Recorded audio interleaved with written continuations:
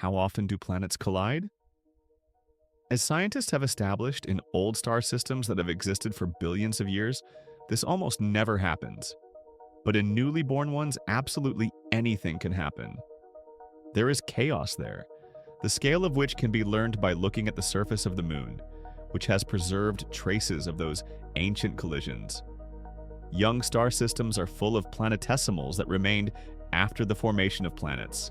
They fall on them, enriching them with various minerals. Moreover, most of these events most likely occur not with relatively small planets like Earth, but with gas giants like Jupiter. Some of them may have metal cores 100 to 300 times heavier than our planet. Recently, scientists have suggested, could such an anomaly be explained not by hundreds of falls of small bodies, but by just one, but truly large-scale collision? Collision of gas giants.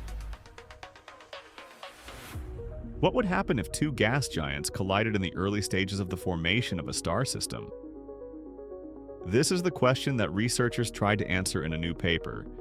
They did not take a fictional gas giant, but a real planet, Beta Pictoris b. It is interesting for several reasons. Firstly, because of its proximity to Earth. Secondly, because of its enormous mass, 13 times greater than Jupiter. And thirdly, it is a very young world, 12 to 20 million years old. Scientists decided to see what would happen if a much smaller gas giant with a mass of 17 Earth masses crashed into it. That is, about the same as Neptune. According to the modeling, the larger planet survived the collision, but received enormous seismic vibrations. These vibrations remained noticeable even from a great distance for millions of years. Therefore, if we study other star systems in the future, we will be able to find traces of such cataclysms quite easily,